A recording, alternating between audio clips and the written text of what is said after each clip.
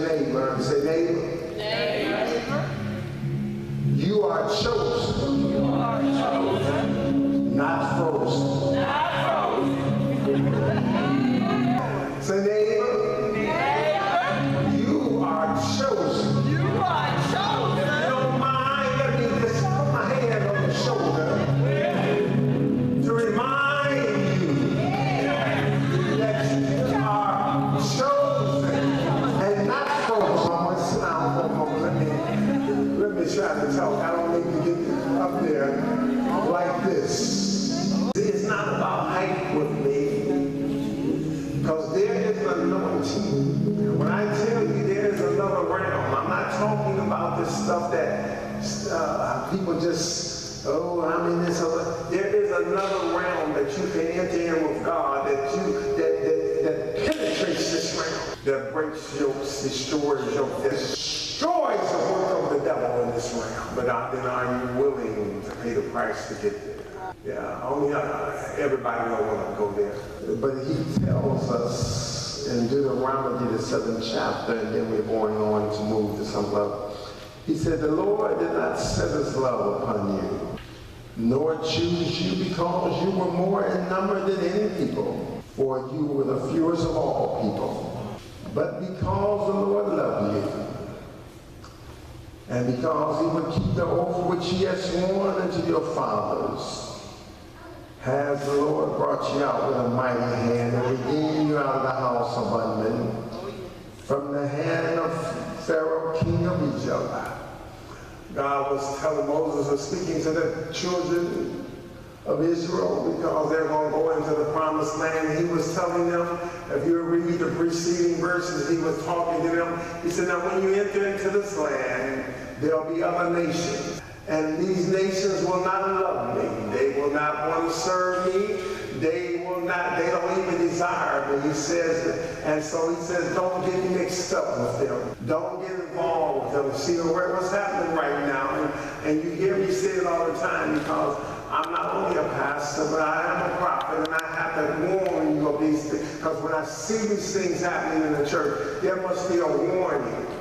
And so he said, don't allow yourself to get convoluted and mixed up and involved with these other people. See, I heard a Christian, a popular Christian artist talking about, well, I don't think there's nothing, she was on Christian radio talking about, I don't see there's nothing wrong with these Muslim men. They are good men. And so she was basically kind of letting Christian women know that you can get involved with a Muslim man as long as he's a good man. Let me tell you something. God never have mixed up stuff. Man gets all stuff mixed up.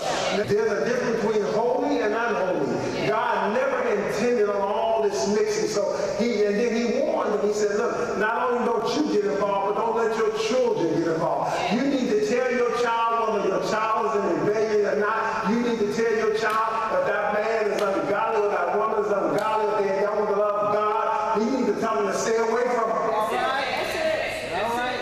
Now, I didn't start that. God started that. That's why a lot of our children are lost, because they get all involved and stuff, and then we say to them, well, that's it. They like, no, let them know. I don't like that. Now, you may be with them, but I want you to know, I don't like that. I'm not for that. Amen. I think I was hearing some Christians talking about his daughter was getting married, he was going to marry another woman, he was going to the wedding. No, you got to protest something. Oh, I know it's not popular, but we have to understand this is not a popularity contest. It's about being holy and being righteous. And God was telling them, don't allow your children, don't you get mixed up with them, and don't you allow your children, because if you do, you're going to lose my favor, my anointing, my power. And what does the church? It doesn't like money. The church got plenty of money nowadays. It doesn't like big buildings and all that. The church have all of that, but the church lacks its power to get people set free. People are not getting saved. They're transferring themselves from one ministry to another. But I'm talking about people getting saved and delivered and set free by the power of God. That's why the Lord had me to lay hands on each day. That next generation must have power. I'm only telling you this, son, I don't want you to be surprised, because I had no one to tell me. I knew when I was 12 and 13 years old that God was dealing with me and speaking to me, but I didn't have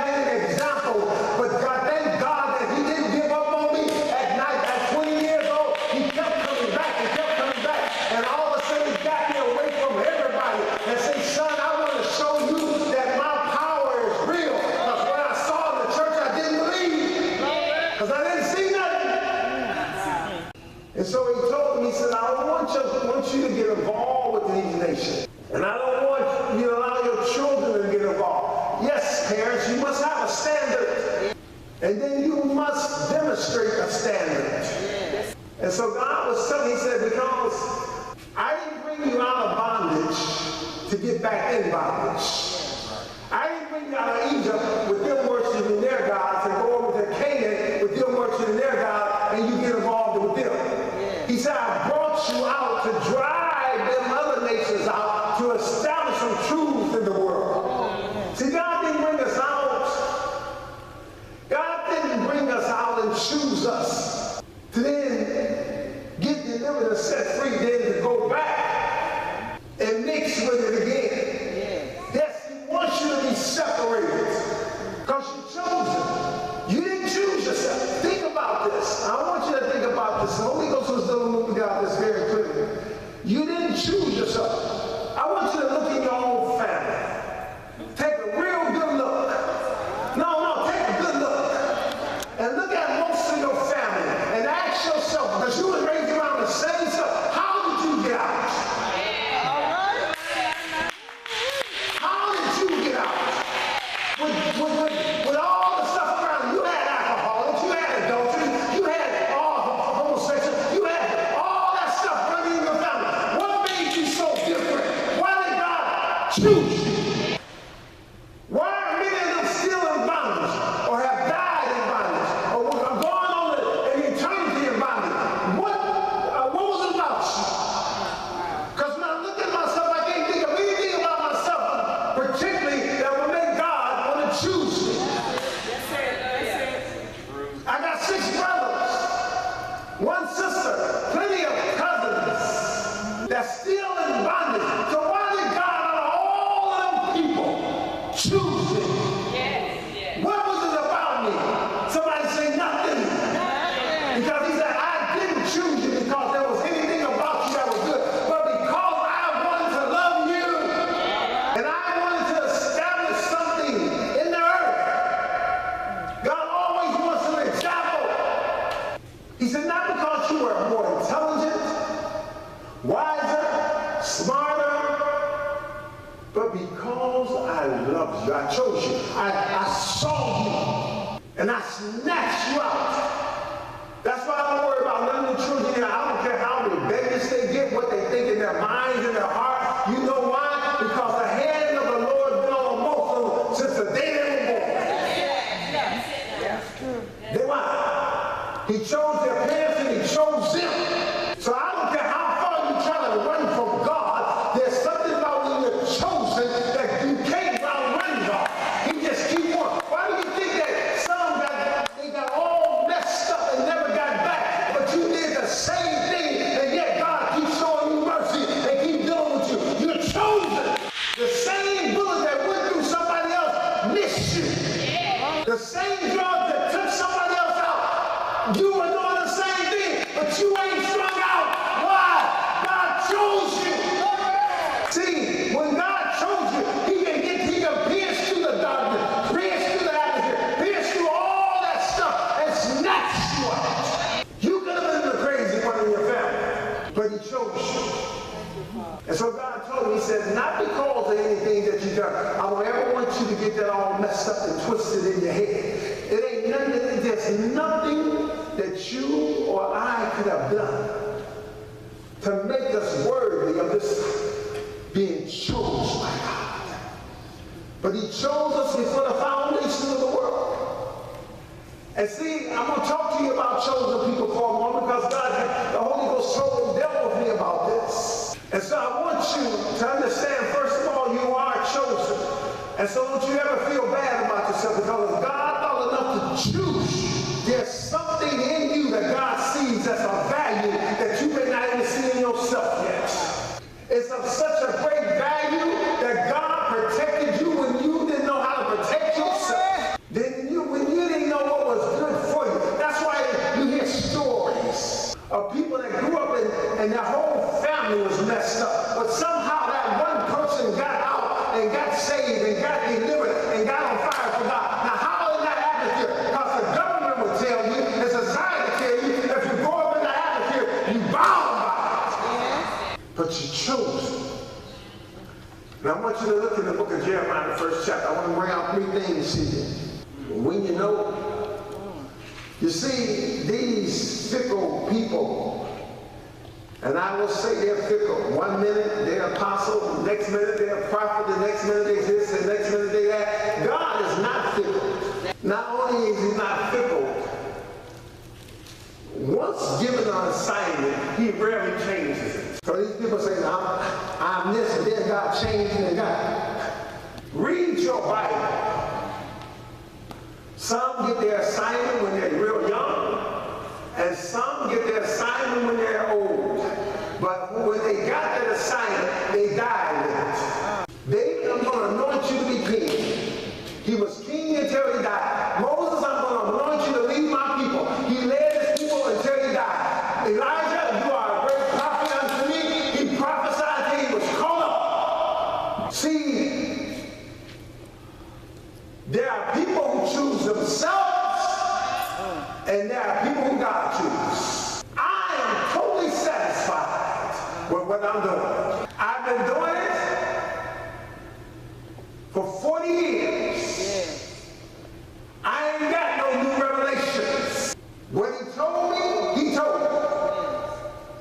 He told Isaiah asked, Lord, who should I go? And God chose him. Just read the Bible. All this modern day stuff that people are constantly switching on their assignment, that's not of God. God gives you an assignment in life. Because he chooses that assignment before the foundation, before you came into this world. God chose you and put a purpose in you. Now that purpose has to come forth, but you were already chosen for it. So stop following people that are confused themselves. If they're not consistent, they won't allow you to be. Jeremiah, 1st chapter, 4th verse. Just to give you a little background on Jeremiah, he was a young man, probably about 17, 18 at this time. And see, that's what I love. See, because some people find it early. But Moses was 80. Different times in your life, you'll see. Everybody don't discover. I remember Brad was talking to me, Pastor, what am I supposed to do? I said, if you'll keep seeking God, if I have to tell you, then you don't know. See, if somebody has to tell you what your assignment is, then they can tell you to stop your assignment. Yeah. I said, keep seeking God. He'll reveal himself to you. Didn't I say it? God will reveal himself. And so it doesn't make no difference. So Jeremiah was a young man, a teenager basically, and God is telling him, I'm calling you, I'm choosing you to prophesy to a rebellious nation, a nation that won't hear you, that don't want to hear you, but nevertheless, this is your assignment. Look what he says. So then the word of the Lord came unto me, saying, before thou comest out of thy mother womb, I did what? I sanctify thee. We don't like to hear that word, but it's twofold. We hear preachers talk about sometimes just one fold. Yes, it means to be set apart, but it also means to be set apart and cleansed. So he was telling Jeremiah, I not only set you apart, but I set you apart, separated, cleansed. God don't want to send out a bunch of unclean vessels. You have no impact unclean. If you're not a person of integrity and you talk about God has sent you forth and they watch the vessel. So he tells Jeremiah, I've set you apart. That's why some of you all can't get into stuff. Even when you try to get into stuff, you don't feel good about it. Somebody else doing the same thing you're doing, but you can't, and they just as comfortable, but you ain't never got comfortable with it. See, it was one thing I realized that no matter how far I went into sin, and I didn't even understand anything about salvation, but I could never get comfortable in it. I was always empty. I didn't know what was going on, but I was chosen. And when you're chosen, see, you begin to realize when you're chosen, there's always something different about you. You don't even understand it. You can't figure it out, but you just know. What is it? Because people can be talking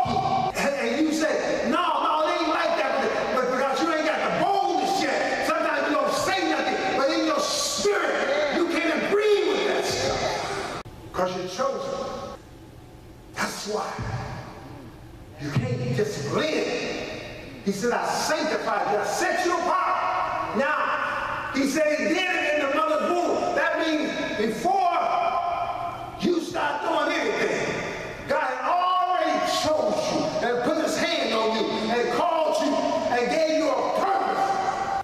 Look what he says. He said, I sanctified thee and I ordained thee a prophet unto the nation. Then Jeremiah began to talk. He said, then said I, Lord God, behold, I cannot speak, for I am a child. He was not saying he was small like DJ. He was 17, but he was saying, I'm not full grown, God. I'm not ready for this task. Chosen people never feel like they're ready. They never feel like they're capable of doing it. That's why God, he wants you to know, no, you're not capable of fulfilling this task, but I chose you. When you find people that feel like they're ready, they ain't chosen. Because chosen people, the first thing they begin to do is back up, because they recognize what God began to reveal. And so the first thing you have to recognize is that you don't recognize that you're chosen. It's revealed to you. Recognize. Chosen people don't ever recognize. It's revealed to them by God that they're chosen. Jeremiah didn't recognize it. God revealed it to him that he was chosen. You think when people begin to, I recognize, and people have a tendency to tell you, well, I recognize this and recognize that. Baby, you better be still until God reveals something. Because, let me say this,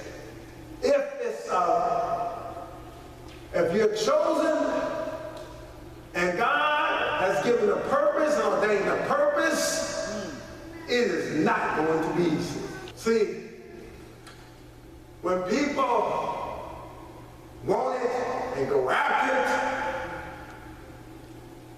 it's because it has not been revealed to them the difficulty of the task. See Jeremiah, you see Moses, you see, all them chosen people never said, oh Lord, I want this. Because with the revelation that you're chosen, then there's the revelation also of the past, the purpose, what's before you. What has God assigned? This is what you want God, me to do? I'm not capable of this. Jeremiah said, I can't do this. What you're asking me to do, I'm incapable. I don't have the abilities even to explain to God.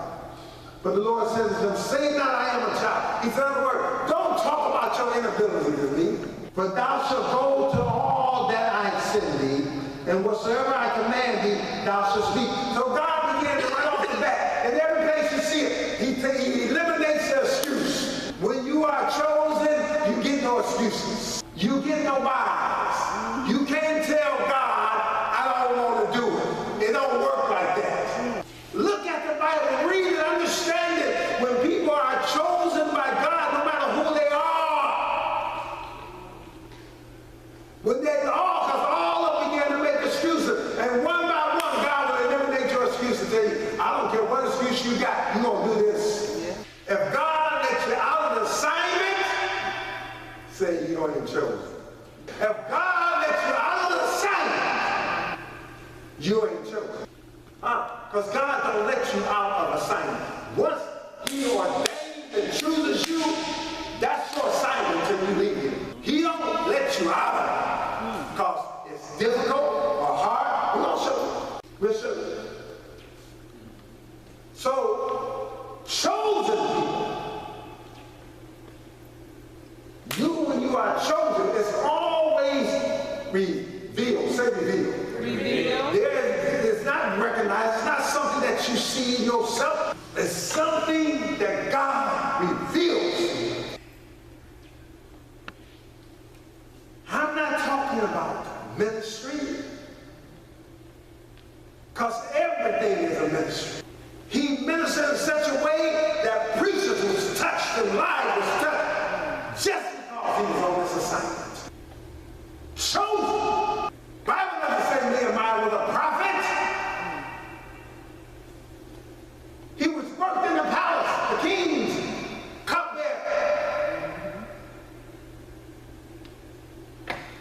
was chosen by God.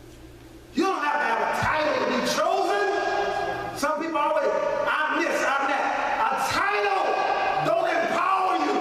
That's it. That's it. We've seen so many apostles and prophets and this and that, but where is the power that comes with the assignment? Because when God gives you an assignment, he empowers you. He tells Jeremiah, he says, be not afraid of their faces. For I am with thee to deliver thee, saith the Lord. People can make you want to back up from your assignment. How they look at you, how they treat you, how they act towards you. Joseph, I was reading. Joseph come told his father and his brothers, this is my assignment. God gave him great revelation and through a dream and gave it to him twice. He said, he came and told, this is my assignment. They said, are we going to one day bow down to you? You done lost your mind, young man. You are a little brother. I saw you when your life was being changed. You ain't nobody. And they tried to get rid of him, but you can't get rid of chosen.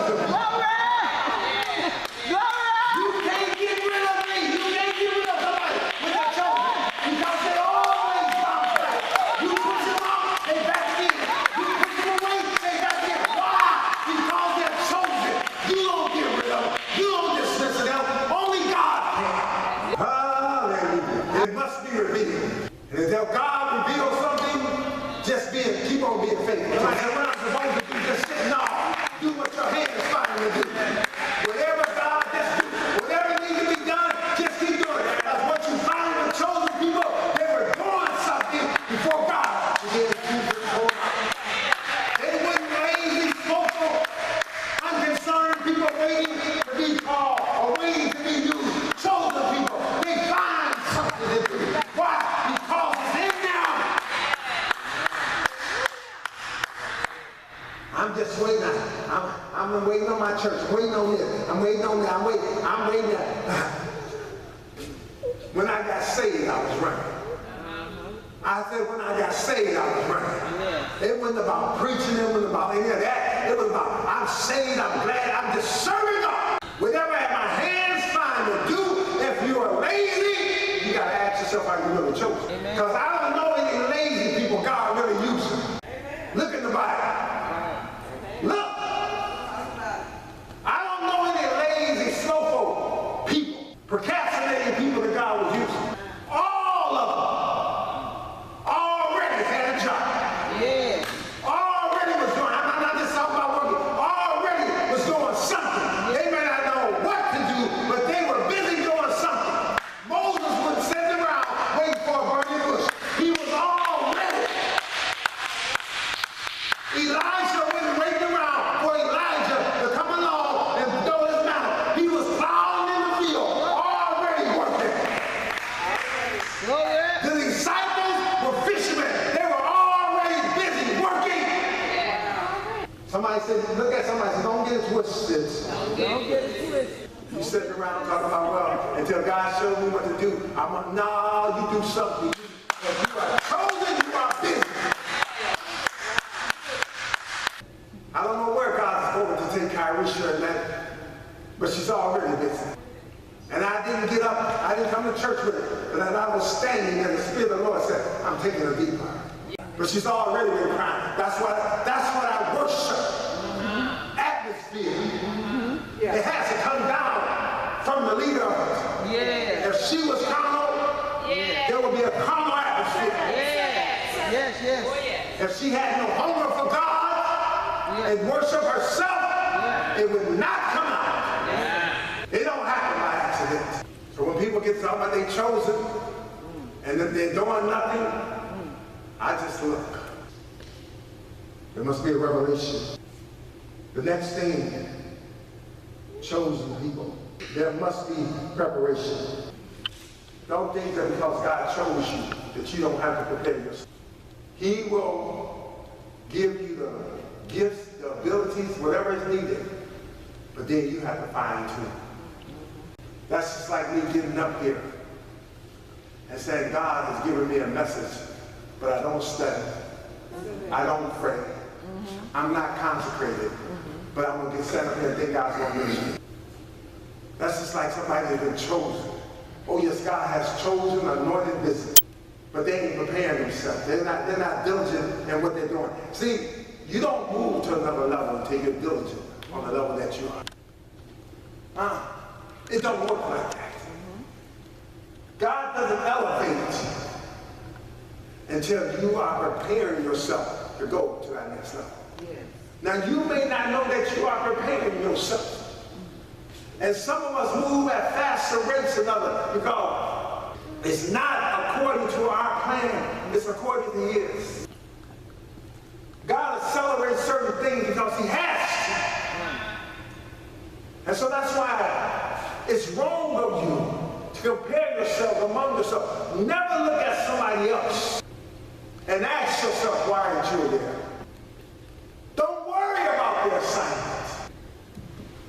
Just get caught up in yours. Prepare yourself, whatever it is. You see, when Brad asked me that question, because he asked me, he said, Pastor, what am I supposed to do? But he didn't ask me that question being lazy. He was already diligent in so many things. I couldn't tell him his assignment, but he was already prepared and preparing yourself. You got to prepare yourself. Wake up. If you're not using what you got right now, what makes you think you're going to use it when God? That's right. What makes you think all of a sudden that you're going to start doing all this preparation? See, I loved the word before I started preaching. I was already hungry for godly ministry to people because I love people. It wasn't about ministry because ministry is about one thing, what? People. So if you don't love people, you can't love ministry. It ain't loving to tell people what to do. It's loving to serve people. If you don't love serving people, you ain't ready for ministry. I'm not talking about pastoring. I'm not dealing with that. I'm talking about ministry. If you are a good leader, you are a good servant. If you like being served, you are not ready for ministry. It is one thing that I learned about when I was working in that second world, the good supervisors, the good owners, what I discovered about them, because I worked for a lot of private companies, that most of the time before they got finally there, they was the hardest working person in that company. The guy that Jose Antonio was the president of our company. That man was always involved. And he had made president, but he had came up through the ranks. He didn't just somebody give him something. He knew everything, every part of that company. You see, if you are going to build a business and you don't know every aspect of it, how are you going to tell somebody how to make it better over there? Yes. And you ain't gave yourself to it yet. Yes. See, now a lot of people, I want the position. Learn how to be good in the position that you are. That's right. And if you are become good in that position, and you serve in that position, God elevates you. Serving people that feel like they deserve it never gets it. That's right. But people that are working. People sitting around always, see, you better get away from the people. You'll never prepare yourself. Listen to the people talking about what they deserve. I deserve this. I've been here. Well, think about it. Somebody, if you've been there all that time and they didn't elevate you, and now I'm here and you still saying the same thing, something about what you did or doing. So why should I get over in your lane with you? You ain't got nowhere. Why should I get involved in your conversation? Right. You ain't got nowhere. That's right. Now let me see. If you don't know your assignment, get with somebody that does. Now they can't tell you your assignment, but you can begin to see some things, how they got to it, how God began to reveal, how they prepare themselves. You can learn something about their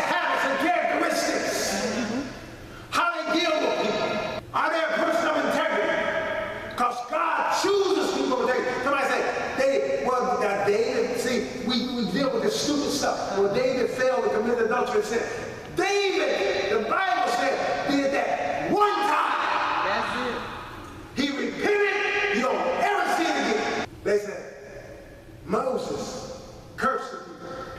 You got 3 million people that's constantly murmuring and complaining and murmuring and doubting and complaining every day of your life. At some point in time, you gonna get mad. He got mad. People say, he missed the promised land. No, he didn't. Look in the New Testament. He was up there with Jesus in the promised land. Chosen. People are prepared people. When God has chosen you, he gives you what you need, and then he tells you what you need to do. You need to prepare yourself. Be ready. You feel like God is going to elevate you somewhere? Be in preparation. Because as a failing to prepare is preparing to fall. Get ready. You think God's going to elevate you on your job? He's been speaking to you about it. You need to learn everything you need to learn. You need to be. Learn regulation that you don't even need. Why? You say he spoke these things going to elevate you. Well, then if you believe that, prepare yourself like that. Let me finish here. Turn to Jeremiah, the 20th chapter. And the 9th to the 13th verse. There must be revelation. God, when he chooses you, he reveals to you your assignment. There must be preparation. And the third thing, there must be a determination. Jeremiah 20, verses 9 through 13. Then said I will not make mention of him. Let me read it out and amplify it for you. But let me go back up to that verse. I want you to see something. This is Jeremiah. He's in a strange place, discouraged place, frustrated place, a doubtful place, agitated. And this is why he's here. He said, whenever I speak, I must cry out of my complaint.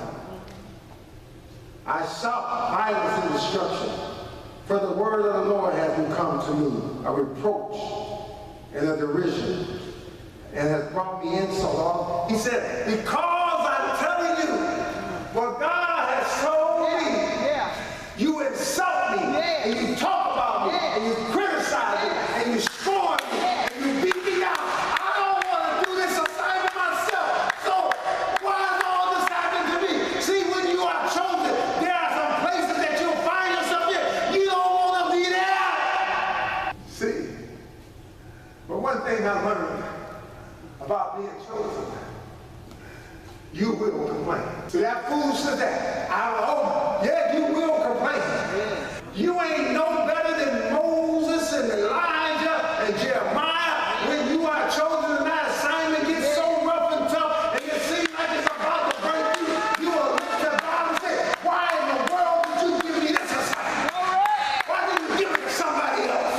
I told you I didn't want to do it in the first place. Somebody say, God can take it. No, see, you're afraid to talk to God. Now sometimes you got all this church religion stuff in your mind. People that are chosen understand that sometimes I'm tired of being asked for this assignment. God, I didn't call out to you. You chose me. You picked me up and brought me out and gave me this assignment. Now these people don't want to hear nothing I got to say. Let me out. Let me out. He was complaining to God. Say God can take it. See, the church, we were told in church, if you complain to God, no, God chose you. He already knew you had some complaints. You be up there trying to play your super religious stuff. I ain't gonna complain. I ain't gonna complain. All the time in your heart, you want to say something. I ain't gonna complain. No, tell God, I'm sick of it. I'm tired of it. I don't want to do it no more. That's what Jeremiah said. Get it out. Stop fooling yourself. He said, then the 9th verse. Then I said, I will not make mention of him. He's talking about God. He's not going to simply talk about you, God, and telling people what you want, and telling people what you're going to do, and telling people how you're going to do it, and they don't want to hear me anyway. They say they're tired of me. Hey, after 40 years, you don't think I ever felt like that? There have been times I walked in the church on Sunday morning, here and back in Washington, and I said, I don't want to, I am telling you, they don't want to hear it. They tired of looking at my face. Get somebody new. They got to hear my voice. They done heard everything I say. I ain't got no new message, God. That's what Jeremiah was saying. I ain't making mention of you no more. I'm tired of it. I'm tired of it because I'm saying it and I don't see no results. That's what he was saying, because the people were not repenting. No matter how he warned them about God and God's judgment and what God was going to do, they wouldn't change. He said, I'm tired of it. He said, I will not make mention of him, nor speak anymore of what? His name. Let me check it out. We've been chosen. This is how you know it. Ooh, there's a burning determination in the soul. But his word was in my heart. It ain't in your head when you're chosen. He said it was in my heart. He said this word was not just something I intellectually said. He said this thing was burning so in my heart that even when I didn't want to do it, it burned so. It was like I couldn't help it. He said, look there. This is when you know it. His word was in my heart, burning fire. Shut up. Can you imagine that you want to quit? You want to give up?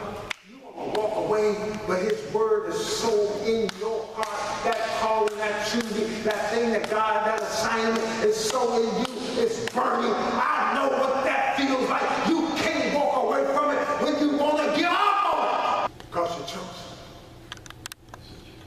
That's the separation right there. Because people that ain't chosen, they can walk.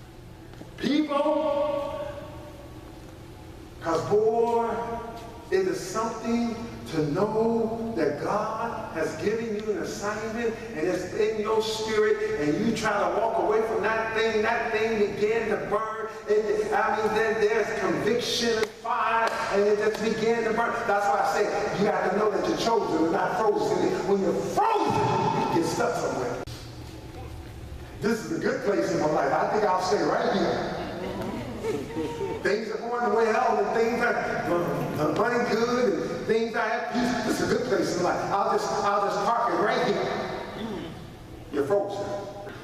You ain't chosen. You're frozen. You're looking for, see, people in ministry looking, I want to find the perfect church and the perfect people with the perfect tithes and all that. And so they looking for the perfect congregation that they can take and don't have no problem. They're frozen. See, they're frozen. They want to get the right situation before they do something. No, you get frozen. But when you chosen, soon as it gets good, then God said, it's time to move on.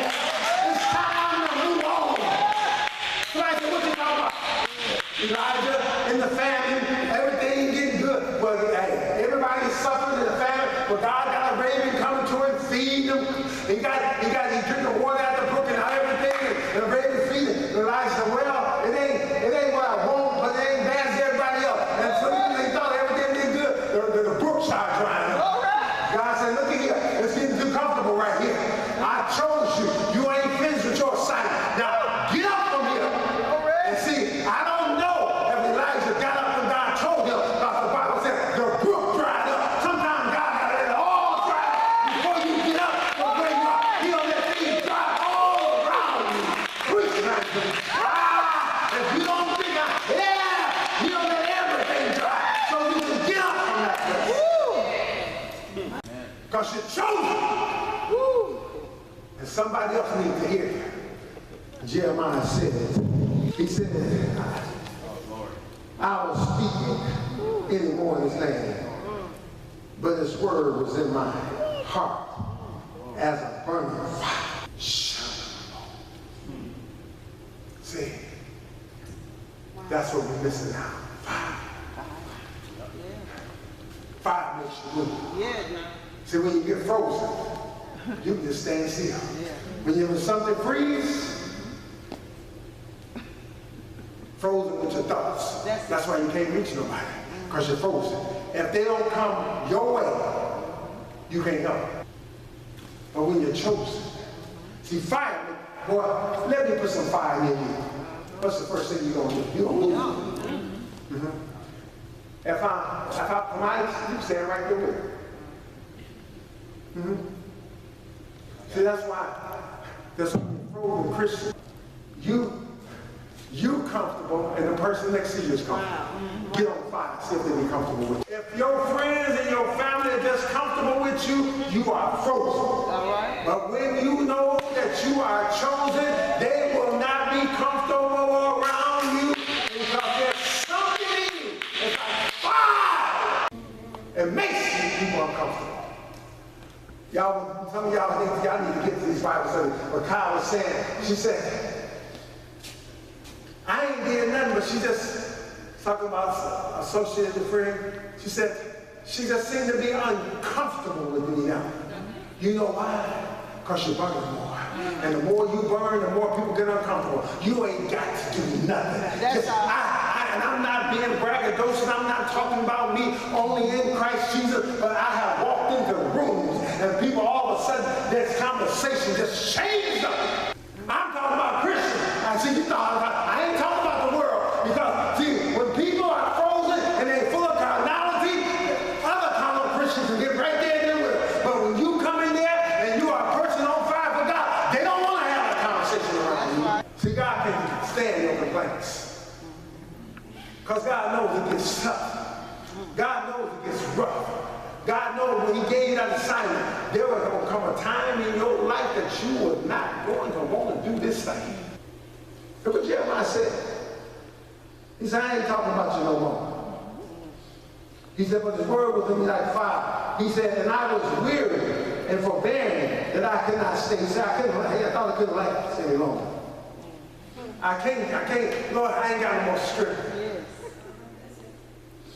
Somebody said determination. Determination. For I heard the defaming of many, fear on every side. Yes. Reports say, and we will report it. All my familiar watch for my haughtiness, saying, peradventure he will be enticed, and we shall prevail against him. We shall take our revenge on him. He said they were sitting around talking about my demise, waiting to see if they could find some crack in their armor, waiting to see if I just mess up on God. He said, is it not a shame that people don't have nothing to do with their time but to wait to see if you mess up with yours? But that's what frozen people do. They ain't on fire, so they sit around and look at people that's on fire and say, they got all this God.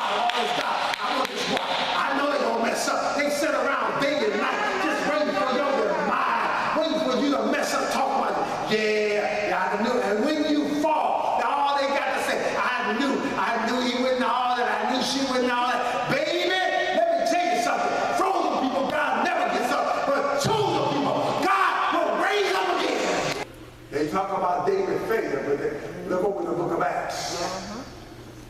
It says that David served his generation. After you serve, you don't like to serve, you don't say, and David served his generation. God didn't talk nothing about Bathsheba. God didn't talk nothing about all her stuff. And God didn't say, and David served. But that ain't just a good part. Brad, Kurt, Sister Karen. It said, David served his generation according to the will of God. David did the will of God. When he laid down in his grave, God said, well done, well done, well done. Yeah, see, Jeremiah said, yeah, they're talking about me. They're looking for my demise, looking for something. You got to be awfully messed up and small in your mind to sit around and look at somebody, always waiting for them, always trying to find some fault, something wrong with them, something that ain't right about them. You know how small and messed up your mind? That means you ain't got nothing occupying your mind but them. You don't think because you're thinking about them.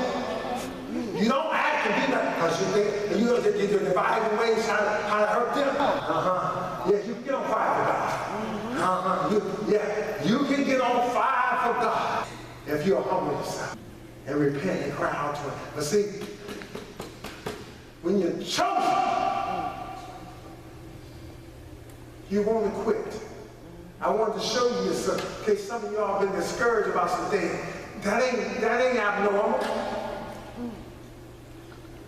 See, what gets me about the church today, they always sing and talk about, yeah, we the head and not the tail, we overcome and not believe and all this. And we sing these great songs that we live down here. We sing all these victorious songs. Oh, people correct you quick. And you have to say something like, I'm feeling sick in my body. No, we don't feel sick.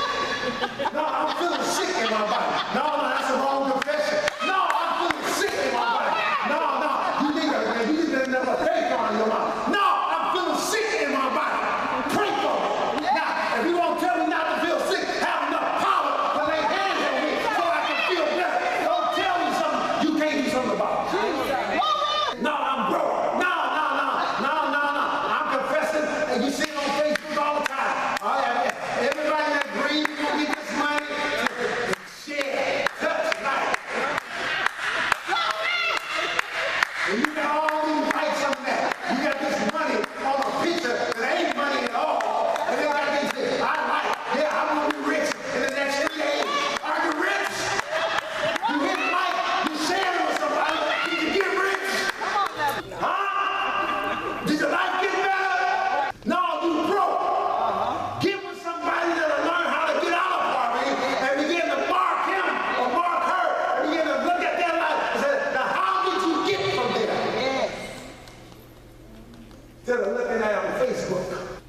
And it's just an amazing thing. She's just amazing. And I hate life. And then share it 10 people. Yeah, I'm going to share it 10 of my friends. And all y'all see them in the same condition before you start sharing. Wow. 3 days later, they got something else up there. You better get real. Yes. Get real with God and get real with yourself. Because, see, when you are real with God and you know you're chosen by God, yeah, you may go through time when you broke. I've been broke. Yes. And I didn't like being broke. It didn't feel good, but I was broke. I didn't like food stamps. When my mother would buy food stamps from people, she would buy them half price, and she would send me to the store the food stamps, and I would wait till the store cleared out. And when everybody cleared out the store, then I would run up there and get up on the zone to listen and hurry up and put it on the counter, because I didn't want nobody to see me coming in that store with some food stamps. But when you get broke, you don't care who sees you walking out. Baby, they wouldn't food stamps. I'm going to get in my car. You put that card up there. I don't care. I'll give you some food. Think about me what you want. See, pride won't let you go so far. All right, I got to close. Come on, stand to you. Determination. When you're chosen, you got to be determined. Look at somebody say, I can't quit. I can't quit. Just tap on the shoulder, say, I can't quit. I can't quit. I don't know what you may have done, but that was just discouragement. But you know in your spirit, if you know you're chosen, there's something running in you. And even when you won't quit, you find yourself saying, Jesus, help Lord, Jesus. Even when you're questioning God, don't ever listen to that foolishness. Don't question God. People question Him all throughout the Bible. How you gonna get answered if you don't question? But you got to be determined to go on anyhow.